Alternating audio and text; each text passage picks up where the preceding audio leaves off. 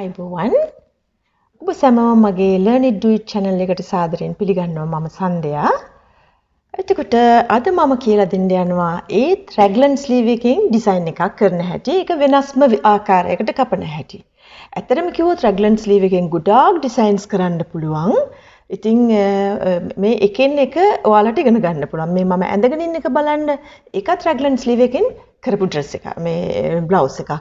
එතකොට මේකේ අද මම උගන්වනවා raglan sleeve එක වෙනස් විදියකට කපන හැටි සහ මේ open එක දාන හැටි, Chinese collar එක දාන හැටි, ඒ වගේමයි long sleeve එක ඊට පස්සේ මම කියලා දෙනවා මේකෙන්ම ඔයාලා කොහොමද කියන්නේ dress එකක් කරනවා නම් dress එක flare කරන හැටි. එතකොට ඔයගලන්ට ඒක බ්ලවුස් එකක් විදිහට ෆ්ලෙයාර් කරලා ගන්නත් පුළුවන් ඩ්‍රෙස් එකක් විදිහට ෆ්ලෙයාර් කරලා ගන්නත් පුළුවන්. අපි අද ඉගෙන ගමු එන්නේ ඒක. එතකොට ඒ වගේම මට ඔයගලන්ට කියන්න ඕනේ මම ඇත්තටම මගේ ෆැෂන් ඇකඩමි එකට ඔයගලන්ට ආරාධනා කරනවා. ඔයගලන්ට ගොඩාක් දේවල් ඇත්තටම ගොඩාක් විවිධ කෝසස් ඉගෙන ගන්න පුළුවන්. බේසික් එකේ ඉඳලා ඩ්‍රේපින් කෝස් එක ඒ වගේම dart manipulation technique එක ඒ dart manipulation එක කරනකොට ඔයගොල්ලන් එකෙන් dresses 150ක් විතර designs ඉගෙන ගන්න තියෙනවා. එතකොට ඒක ඉගෙන ගත්තාම ඔයාලට ගොඩාක් ideas එනවා dress එකක් දැක්ක හැටි පුළුවන් වෙනවා හිතලා කරන්න මේ technique එකෙන් තමයි මේක කරලා තින්නේ මේ darts වලින් තමයි මේක කරලා තින්නේ. ඒ වගේ එතකොට තව draping course එක තියෙනවා. corset course එක තියෙනවා bridal dresses evening dresses ඒවට skirts කපන හැටි corsets මහන හැටි corset එකක් කිව්වම ඇත්තටම මේ හුඟක් අය corset එකක් කියන්නේ මොකද්ද කියන එක දන්නේ නැහැ corset එකක් කියන්නේ මම අර කලිනුත් කිව්වා වගේ මේ වෙල්බෝන් ගහලා dress එක කරන එක නෙමෙයි ඒකේ ඊට වඩා දෙයක් තියෙනවා මේ 18 වෙනි සතවර්ෂයේ මේ යුරෝපීය රටවල මේ හිටපු කට්ටිය කියන්නේ ශරීරයේ හැටේ තියාගන්න මේ corset සමය යටට ඇඳලා යූස් කරේ මේ බලන්න මම corset જાති කරලා තියෙන එකකට එකක් ඩිසයින්ස් වෙනස් මම මේවා එකකින් එක කරලා තියෙන්නේ එතකොට උගන්වනකොට ඔයාලා දකින්නවා මේ ඩිසයින් එක වෙනස් මේ ඩිසයින් එක වෙනස් ඒ වගේ එක එක ඩිසයින්ස් කරන්න හැටි ඒක ඉතින් අද අලුත් මොඩල් එකක් වෙලානේ කියන්නේ ඒවා මොඩර්නයිස් වෙලා ඇවිල්ලා තියෙන්නේ විලාසිතා ලෝකෙට හරි අපි දැන් ස්ටාර්ට් කරමු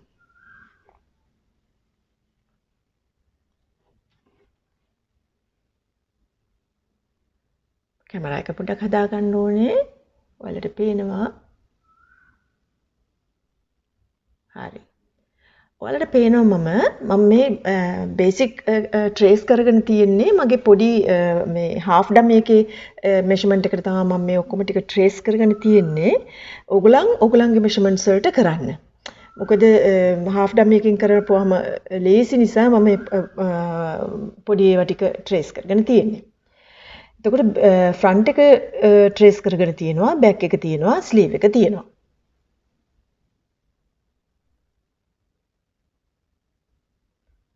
ෆ්‍රන්ට් එකේ ඔයාලට අවශ්‍ය දිග ඔයගලන් ලකුණු කරලා මේ විදිහට ඇඳ ගන්න බේසික් එක ට්‍රේස් කරලා ඊට පස්සේ බ්ලවුස් එකේ දිග හරි ඔයාලට ඩ්‍රෙස් එකක් වගේ විදිහට කරන්න ඕන නම් ඩ්‍රෙස් එකේ දිග හරි ඔයගලන්ට කැමති විදිහට ලකුණු කරගන්න.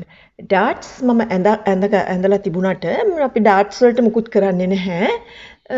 ඒවා එහෙමම තිබිච්ච දින් අපිට ඕනනම් ඩාට් එක අරන් දාන්න පුළුවන් නැත්නම් ඩාට් එක නොසලකා ඉන්න පුළුවන්. හරි.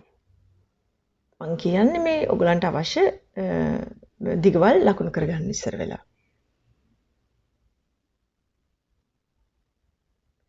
දැන් ඉස්සලාම අපි කර එහෙම අරිගස්ස ගන්න බලමු. ඊට ඉස්සෙල්ලා බ්ලවුස් එක චුට්ටක් අපි අංශයෙන් ලොකු කරලා ඇඳ ගන්නවා. ඒ වගේම මේ බෑක් එකේනොත් අපි මේ විදිහට චුට්ටක් ලොකු කරලා ගන්නවා. මොකද මේක ලූස් එකට තියෙන එකක් නේ. ඒ නිසා. එතකොට මේ ෆ්‍රන්ට් ඩාට් එක ගැන ඔයගොල්ලන් එච්චර වද වෙන්න එපා. අර මං කිව්වා වගේ පස්සේ ඔයාලට මං එක්ස්ප්ලেইন කරනවා ඩාට් එකට මොකද කරන්න කියන එක. ඩාට් එක වහලා දාන්නත් පුළුවන් නැත්නම් මහන්නත් පුළුවන්. හරි. දැන් මම කර අර ඕපන් එකේ එන්න ඕනේ කොතනද කියන එක මම අඟල් 9ක් විතර දිගට ඇඳ ගන්නවා. ඒක Tamanට අවශ්‍ය ප්‍රමාණය දිග ගන්නත් පුළුවන්. මම අඟල් 9ක් අරන් තියෙනවා.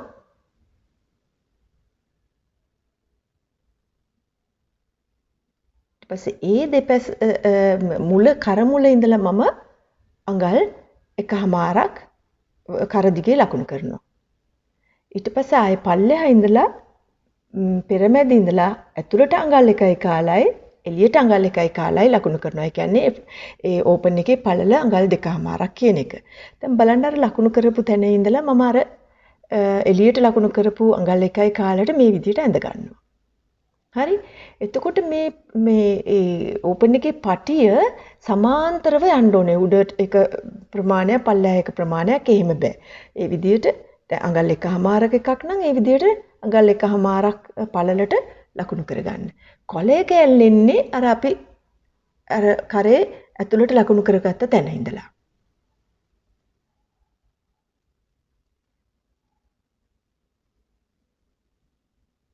දැන් අපි අත්කටේ මේ ඔයගලන්ට පේනවා මේ අත්කටේ රවුම පටන් ගන්නෙ කොතනද? කර්ව් එක. අන්න එතනට අපි කරේ එක ප්‍රමාණයක් ඉඳලා ওই විදිහට ලස්සනට පොඩි කර්ව් හැඩයක් ඇඳ ගන්නවා.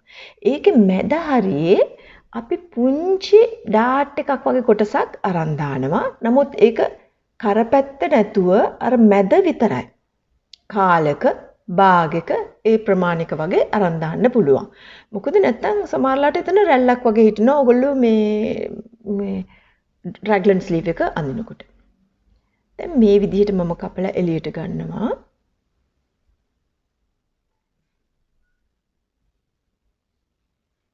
මේ කොටස දිගේ කපනවා. අපි කපනකොට අර අපි ඇඳගත්ත කොටස මෙතනින් මේ විදිහට අරන් දානවා.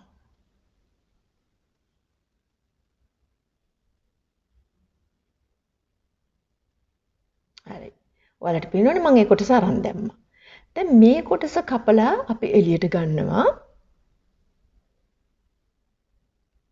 මේ කොටස නැති කරගන්න එපා. ළඟ තියාගන්න. මේක අපිට අවශ්‍ය වෙනවා. මේකේ අපි ලියන්න කර කොතනද උරහිස කොතනද ඒ ටික ලියලා තියාගන්න. හරි? දැන් ඒ ටිකම අපි පිටිපස්සටත් කරනවා. අතේ කර්ව් එක පටන් ගන්න තැන ඉඳලා කරේ 3 ප්‍රමාණය ඉඳලා අපි මේ විදිහට ඇඳ ගන්නවා. ඒකෙත් අපි අර විදිහට පොඩියට අඟල් කාලක් විතර අරන් දානවා. කර පැත්තෙනුයි අත පැත්තෙනුයි වෙනස් කරන්නේ මැදින් විතරයි.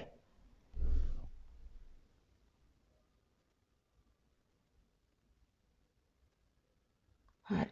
අපි ඒකත් කපලා ගන්නවා. ඔයාලා ලියන්න අත්වටය කරපැත්ත උරහිස.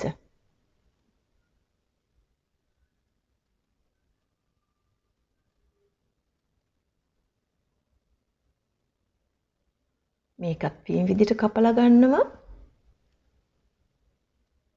අර ඇඳගත්ත මැද කොටස පොඩි ඩාට් එකක් වගේ ප්‍රමාණය ඒක අපි මෙතනින් මේ විදිහට කපලා අරන් දානවා. වටේටම මැහුම් වාසි නැතුව මම කපලා තියාගන්නේ. බට ඔයගොල්ලෝ කපනකොට මැහුම් වාසි තියාගන්න අමතක කරන්න එපා. මම ඉස්සලාම පල්ලෙහා වෙනස් කරන්නේ නැහැ. හැමම තියෙනවා. මේ ඩාට් එක අපිට අවශ්‍ය නැහැ. හැබැයි මෙහෙම එකක් තියෙනවා. සමහර අය හීනෙට ඩාට් එකක් දාන්න කැමති අර ඇඳුම ලොකුවට තියෙන්නේ නැති වෙන්න. එහෙම ඕන කට්ටියට පොඩි ඩාට් එක පිටිපස්සේ මහන්නත් පුළුවන්. දැන් මේ කොටසත් කපලා අපි එළියට ගන්නවා.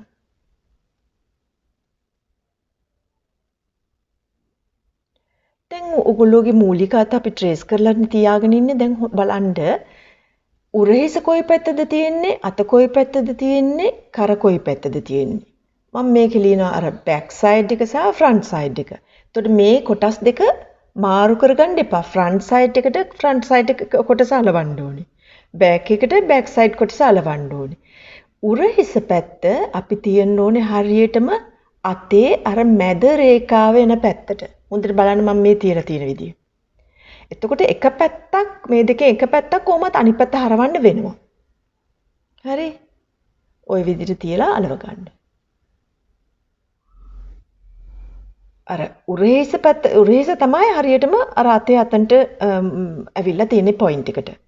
දැන් අනිත් පැත්තත් ඒ විදිහටම අරගෙන උරහිස ළඟට තියලා ඒ ෆ්‍රන්ට් එකත් ওই විදියට ගානට තියාගෙන අලවනවා. උරහිස වල දෙක එකට තියෙන්න ඕනේ.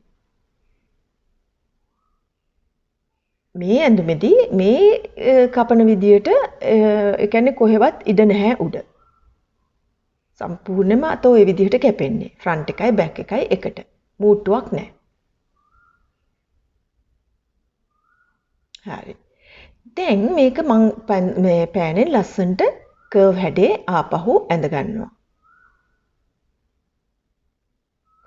හොඳට බලන්න මම මේ අඳින විදිහ. දැක්කනේ. දැන් ඕගොල්ලන්ට පේනවා අඳුමට අල්ලනකොට ෆ්‍රන්ට් එකයි බෑක් එකයි මාරු කරගන්න එපා. දැන් මේ චෙක් කරලා බලනවා මේ බෑක් එකේ ප්‍රමාණය ඒ බෑක් එකේ පැත්තේ තියනවාද කියලා. හරිද? දැන් ඔයාලට පේනවා මේකේ චුට්ටක් විතර මදි. ඔයාලට ඕනනම් අංශයෙන් අඩු කරගන්න පුළුවන් නැත්නම් ස්ලීව් එකෙන් අඩු කරගන්න පුළුවන්. ඒ දෙක ගානට තියෙන්න ඕනේ මහනකොට.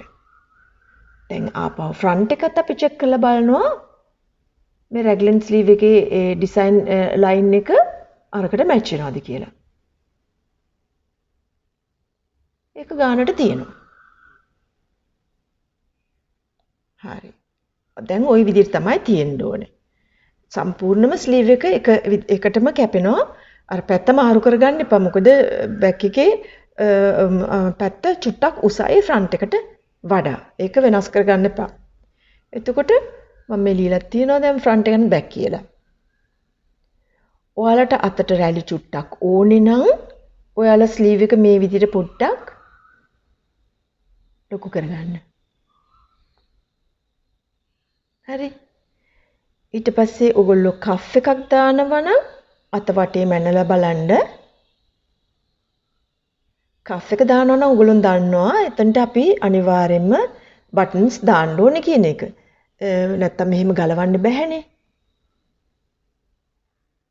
හරි. එතකොට ඒ ප්‍රමාණයට දැන් මැණික් කටුවේ ප්‍රමාණයට අපි ඇඳ ගන්නවා.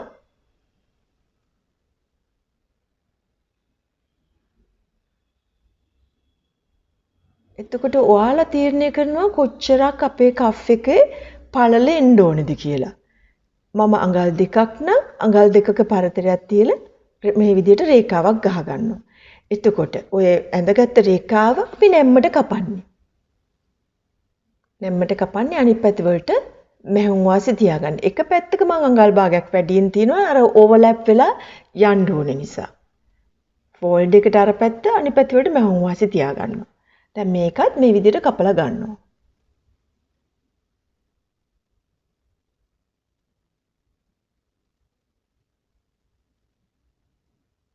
මේ රැග්ලින් ස්ලීව් එකේ විවිධ ඩිසයින්ස් තියෙනවා. ඉතින් විවිධ ඒවා අත්හදා බලන්න ඕගොල්ලෝ. අලුත් ඇඳුම් මහනකොට ස්ලීව්ස් වෙනස් කරන්න, කලර්ස් වෙනස් කරන්න විවිධ ඒවා දන්න ඇඳුම මහන්න එපා. දැන් ඉතින් මහන්න ඉගෙන ගන්නවා කියන්නේ ඒකනේ. නොදන්න ඒවා තමයි මහන්න ඉගෙන ගන්න ඕනේ. දන්න එකම කළ වැඩක් නැහැනේ.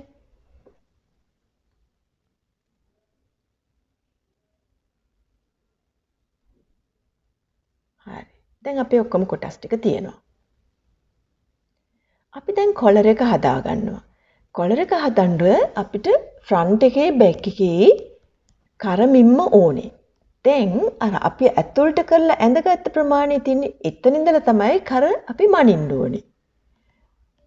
අපි මේ විදිහට කොටස් ටික ඔක්කොම එක ළඟ තියා ගන්නවා. ඔයාලට පේනවා මේ විදිහට තියලා අපි මැන ගන්නවා.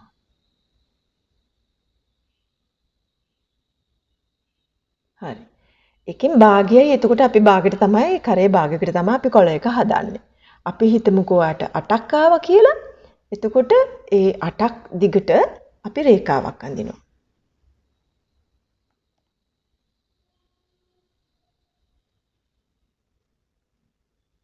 ඇඳලා ඒකේ හරි මැද ලකුණු කර ගන්නවා.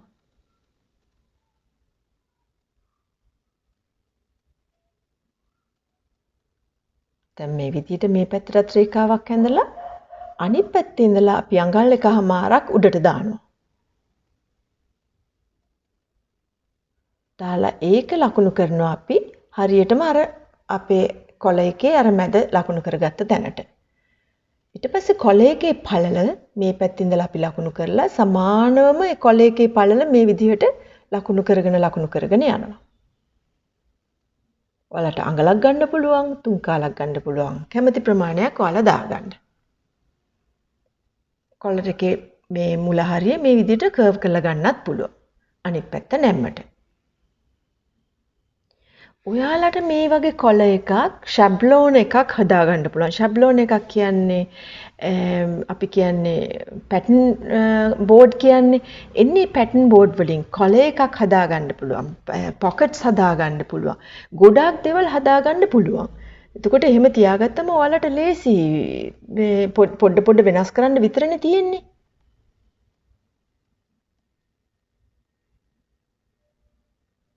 මෙයාට ස්ටිෆින් අලවන්න ඕනේ ඇතුළට. මේ විදිහට.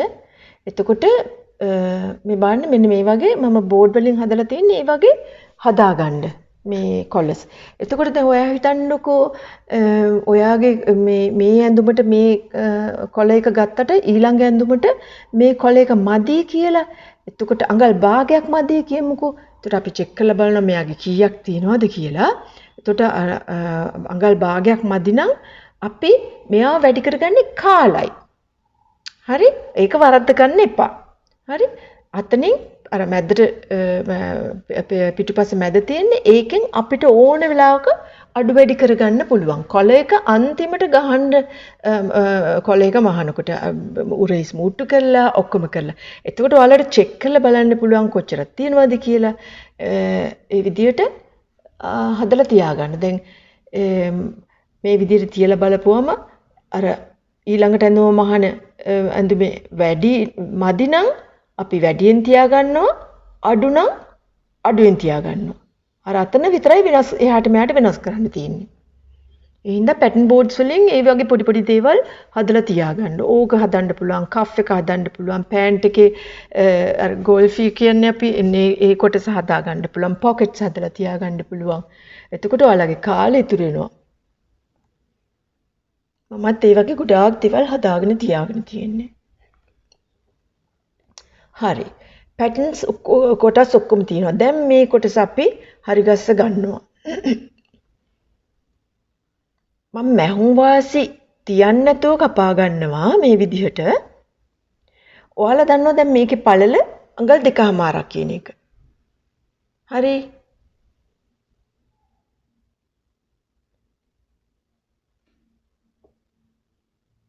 හරි. එතකොට 2.5යි නම් අඟල් 2.5ක් කිව්වහම 2.5ට වඩා අඩුවෙන් ගන්න 2.1කට වගේ අරගෙන 2.1 දෙක. මොකද ඒක නමන්නත් ඕනේ ෆෝල්ඩ් එකටනේ අපි කපන්නේ. ඒ හින්දා එතකොට ඒකට මැහුම් වාසියෙත් එන්න ඕනේනේ. ඒක වරද්ද ගන්න එපා. දැන් මම ඔයාලට පෙන්නන්නම් ඕක මහන්න යනකොට කොහොමද මැහෙන්නේ කියලා. මේක අපි නැම්මට කපා ගන්නවා. හරි.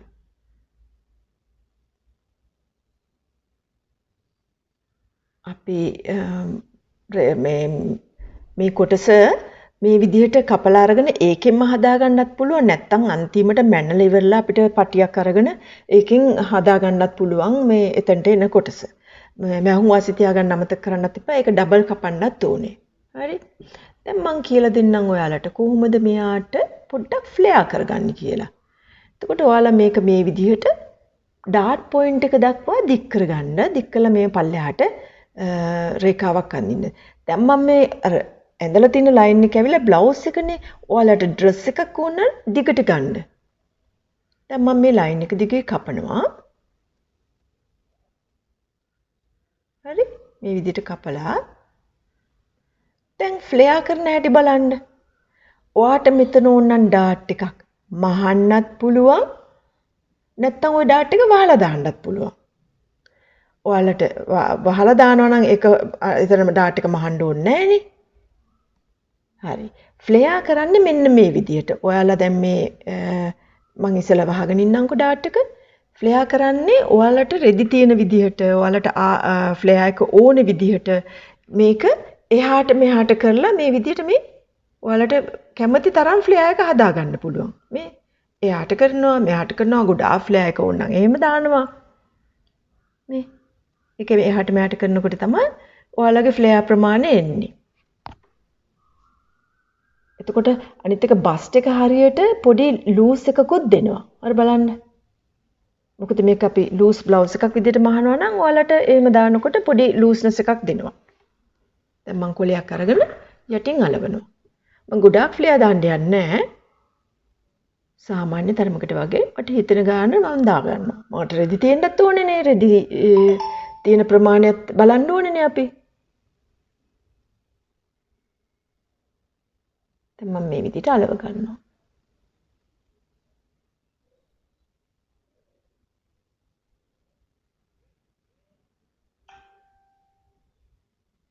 හරි.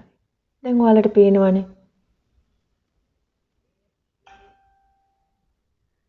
ඊට පස්සේ ඔයාලා මේක ලස්සන්ට ඇඳගන්න තමන්ට කැමති විදිහකට. ඒ බ්ලවුස් එකේ දිග ඔයාලට ඕන නම් ඩ්‍රෙස් එකක් නම් ඩ්‍රෙස් එකේ දිග. ඔයාලට මට ඩිසයින් එකක් දාන්නත් පුළුවන්. මේ බලන්න මම කරන විදිය. මෙයාව චුට්ටක් දික් කරලා අංශයෙන් ඉස්සරහා පොඩ්ඩක් හැඩයක් දාලා කෙටියට අරගෙන පොඩක් ක්‍රියේටිව් වෙන්න. මොකක් හරි අර එකම දේ කරන්නේ නැතුව පොඩි ඩිසයින් එකක් වගේ දාන්න. හරි. දැන් මේ විදිහට හදාගත්තා. මම මේ ෆ්‍රන්ට් එක මේ විදිහට හදාගත්තා. දැන් බෑක් එක අරගෙන බෑක් එකත් අපි අර විදිහටම කරනවා. කපනවා.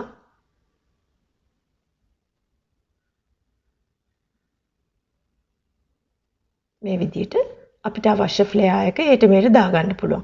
හොඳම දේ අපි අර ෆ්‍රන්ට් එක මැනලා අපි කොච්චරක් ෆ්ලෙයාර් කරාද කියලා ඒ ප්‍රමාණයෙම දාගන්නත් පුළුවන්. නැත්නම් ඊට වඩා අඩු වෙනුත් පුළුවන්. අමතක කරන්න එපා සයිඩ් සීම්ස් දෙක මැනලා චෙක් කරලා දාගන්න ඕනේ. හරි? ෆ්‍රන්ට් එකේ තියෙන සයිඩ් සීම් එකම අපි බෑක් එකටත් දාගන්න ඕනේ. ඔය හුඟක් අයට ඔක අමතක වෙනවා. කැපුවට පස්සේ තමයි පේන්නේ මහන්න යනකොට. හරි. දැන් බලන්න. මම මේක මහණයට පෙන්වන්න යනවා. ඉස්සර වෙලාම මම මේ විදියට මැහුමක් දාගන්නවා. එතකොට මට ඔයාලට බලන්න මම මේ මැහුම දාගත්තට පස්සේ හරියටම හරවන තැන මට හොයාගන්න ලේසි.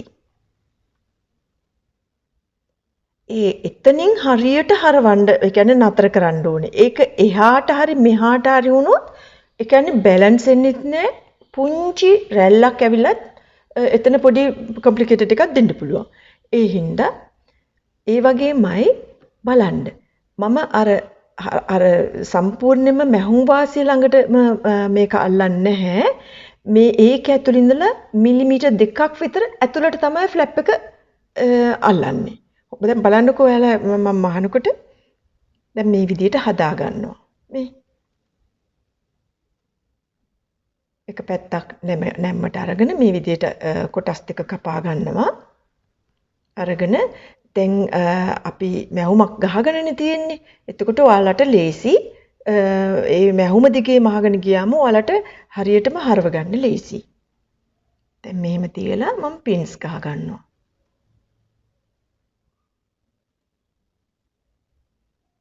ඔයාලා නීට් එකට මහන්නත් පුරුදු වෙන්න.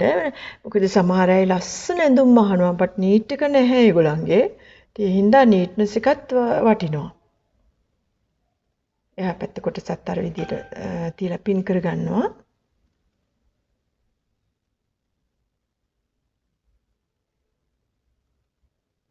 ඔයාලා මේ පටි කපනකොට මේ විදිහට තියලා බලන්න මේ පටි දෙක හරියට අර ඕවර්ලැප් වෙන්න ඒ මේ පළලටම තියනවාද කියන එක.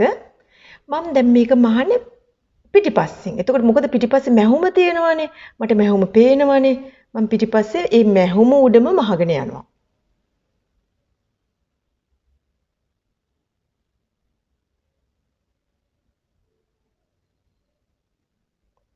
ඔයා හරියටම අර පොයින්ට් එකෙන් ඉවර කරන්න ඕනේ. මම එක පැත්තක් ඔයාලට පොඩ්ඩක් පොයින්ට් එකෙන් එළියට මහලා පෙන්නන්නම් මොකද වෙන්නේ කියලා බලන්න.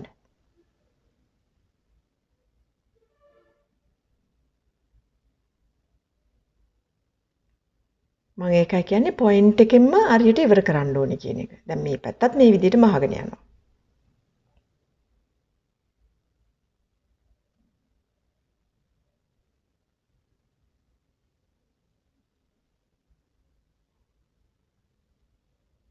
හරි.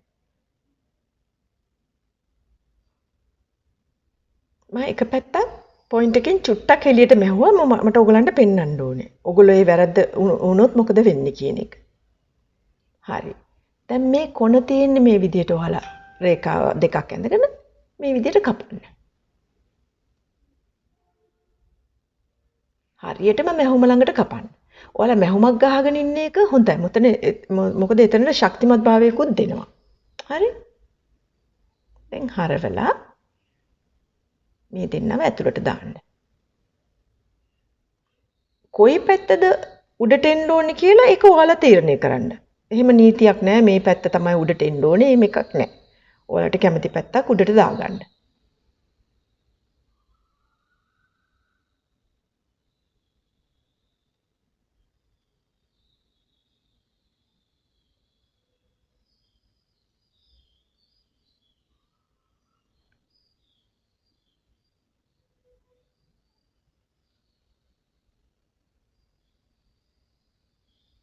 හරි.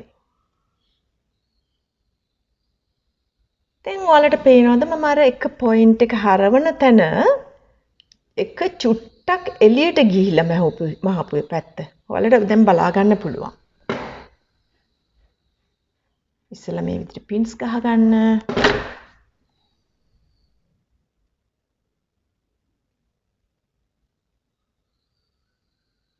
අර බලන්න. දැක්ක නේද එතන පුංචි රැල්ලක් ඇවිල්ලා. ඒ කියන්නේ පොයින්ට් එකෙන් එළියට ගියා කියන එක. පොයින්ට් එකටම මහන්න ඕනේ. හරි? දැක්කද? මම දැන් ඒක ඒ එළියට ගිය මැහුම් එක මැහුම මං කැපුවා. දැන් අර කලින් අපි නිකන් මැහුමක් දාගෙන තිබුණේ මං ඒක ගලවනවා.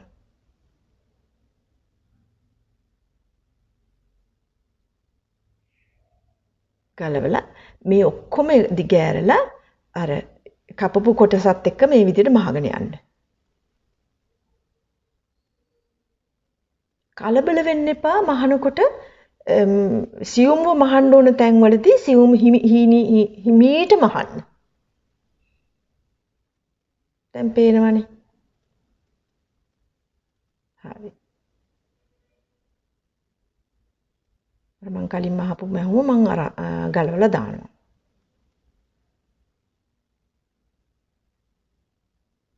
හරි. දැන් අනිත් පැත්ත හරවලා ඔයාලට ඕවර්ලොක් කරන්න පුළුවන්. මේ දිගටයි මේ පැත්තයි ඕවර්ලොක් කරන්න පුළුවන්. මේ වැඩි කොටස කපලා ඉවත් කරන්න. මේ නූල් ඔක්කොම කපන්න. කොහේවත් ඒ කියන්නේ නූල් එල්ලෙන්න තියන්න එපා. ඇඳුමේ ෆිනිෂ් එක හොඳට තියන්න. හරි? සමහර අය මේකට උඩින් මැහුමක් ගහගෙනත් යනවා. මම නම් කරන්නේ නැහැ. මම හොඳට අයන් කරනවා. අයන් කරපුවාම ඒක ලස්සනට හිටිනවා.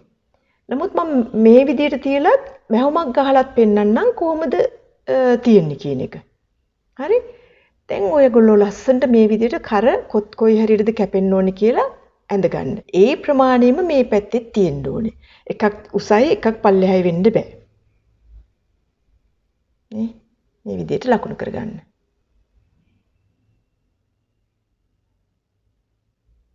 ලකුණු කරලා දැන් කර කපා ගන්න.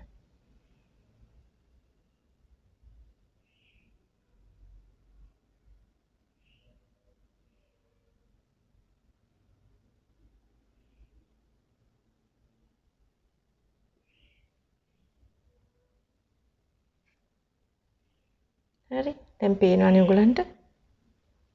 එතකොට උරහිස් ටික මූට්ටු කරලා ඉවර වෙලා ඊට පස්සේ තමයි අපි කොළ එක අල්ලන්න ඕනේ.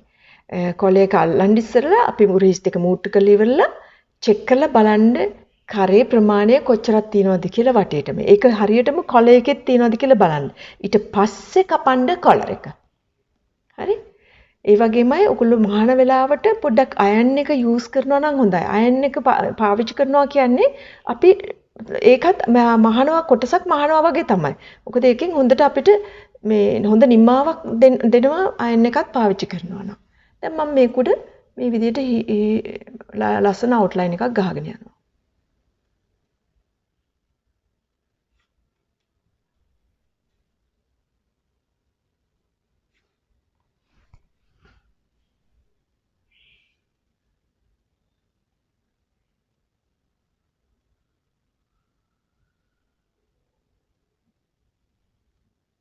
බලන්න.